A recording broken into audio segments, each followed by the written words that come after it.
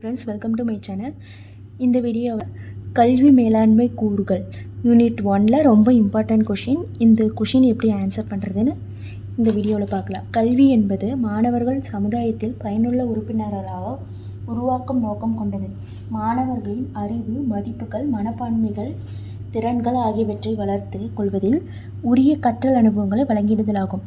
அதாவது கல்வி மேலாண்மை என்பது மாணவர்கள் எப்படி சமுதாயத்தில் போய் வாழணும் இல்லையா, அதுக்கு அப்படி வாழும்போது அவங்க சமுதாயத்திற்கு யூஸ்ஃபுல்லாக இருக்கணும் அப்படிங்கிறதுக்காக அறிவு, மதிப்புகள், மனப்பான்மை, திறமைகள் இவை எல்லாம் உரிய கற்றல் அனுபவங்கள் மூலம் அவங்களுக்கு வழங்கிடும்போது அந்த அறிவு, மதிப்புகள், மனப்பான்மை, திறன்களை மாணவர்கள் வளர்ச்சி பெறும். கல்வி மேலாண்மை என்பது மனித மற்றும் பொருள் வளத்தை பயன்படுத்தி திட்டமிடல், ஒருங்கிணைத்தல், ஒழுங்குற அமைத்தல், நெறிப்படுத்துதல், கட்டுப்படுத்தல் போன்ற செயல்முறைகள் மூலம் கற்பித்தல், ஆய்வுகள், விரிவாக்க பணி போன்ற செயல்களை வெற்றிகரமாகவும் திறமையாகவும் நிறைவேற்றுவது ஆகும். இந்த பாயிண்ட்ஸ்லாம் இந்த யூனிட்டில் எல்லா கொஷினுமே இந்த பாயிண்ட்ஸ்லாம் ஆட் ஆகும். திட்டமிடல், ஒருங்கிணைத்தல், ஒழுங்குற அமைத்தல், நெறிப்படுத்துதல், கட்டுப்படுத்தல். அதாவது மனித மற்றும் பொருள் வளத்தை, கல்வியில் மனித வளம்னா ஆசிரியர்கள், மாணவர்கள், இவங்களாம் மனிதர்கள். இப்போ பொருள் வளங்கள்னு என்னென்னு ஆஃபீஸு, கரும்பலைகள், இந்தமாரி ஸ்கூலில் டெஸ்க்கு, பெஞ்சு, பேப்பர், பென்சில், இந்த மாதிரிலாம் பொருள் வளத்தில் அடங்கும். எல்லாம் திட்டமிடணும். எவ்வாறு திட்டமிடனா இதெல்லாம் எப்படி யூஸ் பண்ணுறது, ஒருங்கிணைத்தல், ஒழுங்குற அமைத்தல், நெறிப்படுத்துதல், கட்டுப்படுத்துதல் செயல்முறைகள் மூலம் என்ன அளித்ததுன்னா கற்பித்தல், ஆய்வுகள், விரிவாக்க பணி போன்ற செயல்முறைகளை வெற்றிகரமாகவும் திறமையாகவும் நிறைவேற்றுவதாகும். பணிகள் தொடர்பான செயல் அம்சங்கள். இதில் ஃபஸ்ட்டு முடிவெடுத்தல். எதை பற்றி முடிவெடுக்குன்னா கொள்கைகள் மற்றும் செயல் திட்டங்களை வகுத்தல், நிறுவனத்தில் கட்டமைப்பு குறித்து முடிவு செய்தல், நிதி மேலாண்மை, பணியாளர்களை ஊக்கப்படுத்துவதற்கு மேற்கொள்ள வேண்டிய உத்திகள், இதெல்லாம் முடிவெடுத்தல் அடங்கும்.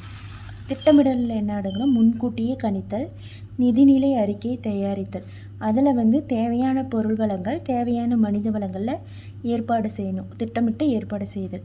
இப்போ ஒழுங்குற அமைத்தல் என்ன வருதுன்னா கட்டுமான வசதிகளை வழங்குதல், பணியாளர்களை வேலைக்கு அமர்த்துதல். இதெல்லாம் எதில் அடங்கும்? ஒழுங்குற அமைத்தலில் அடங்கும். தகவல் பரிமாற்றத்தில் மாணவர்களுடன், ஊழியர்களுடன், பெற்றோர்களுடன், துறை சார்ந்த அதிகாரிகளுடன், நிர்வாக அதிகாரிகளுடன் இவங்களுக்குள்ள தகவல் பரிமாற்றிக்கணும்.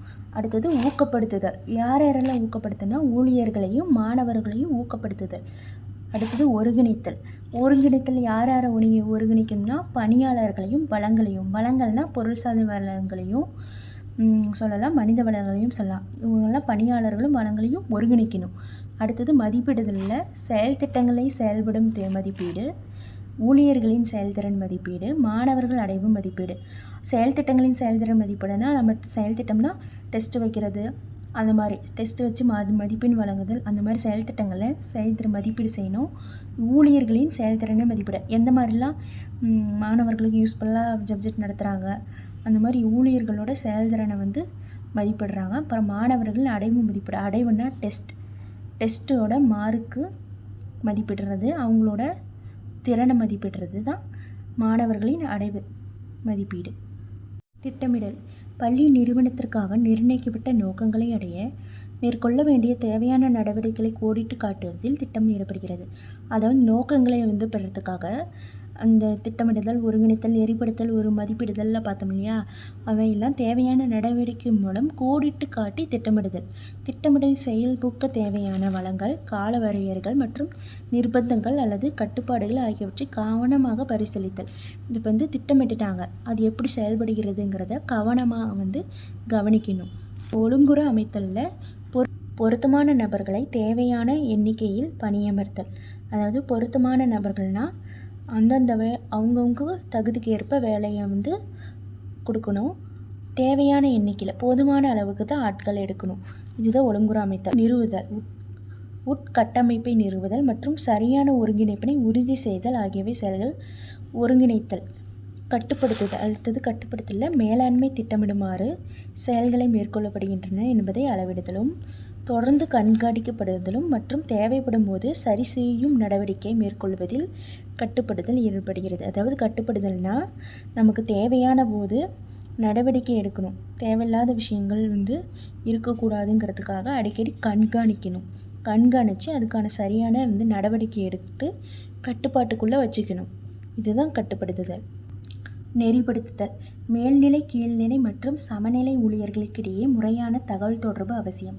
அதாவது மேல்நிலை, கீழ்நிலைன்னா ஆசிரியர்கள் கீழே ஒர்க் பண்ணுறவங்க, ஊழியர்கள்லாம் இருப்பாங்க இல்லையா, க்ளீன் பண்ணுறவங்க, அவங்க இப்போ எல்லாருக்குமே ஒரு தகவல் தொடர்பு இருக்கணும். தகவல் தொடர்புனா ஒரு நியூஸ் பாஸ் பண்ணுறது, இப்போ சர்க்குலர் கொண்டாந்து கொடுக்குறது, அந்த மாதிரி தகவல் தொடர்பு இருக்கணும்.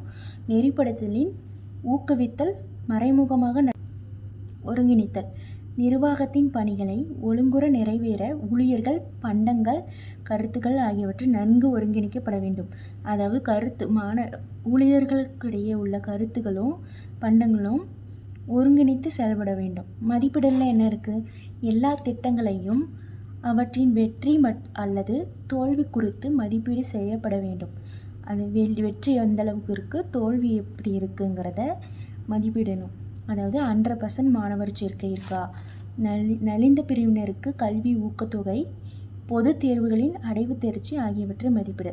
இப்போ 100% மாணவர் சேர்க்கை இருக்கா, அதில் நலிந்த பிரிவினர்களுக்கு எந்த அளவுக்கு ஊக்கத்தொகையோ இல்லை அட்மிஷனில் ஃபீஸ் கம்மி பண்ணுறதோ அதுமாரி ஊக்கத்தொகை ஊக்குவித்தல். பொது தேர்வுகளின் அடைவு தேர்ச்சி ஆகியவற்றை மதிப்பிட. பொது தேர்வுனா 10th 12th பப்ளிக் எக்ஸாம் தெரியுமா, அதோட ரிசல்ட்டு மதிப்பிட்டு வெளியிடுறது.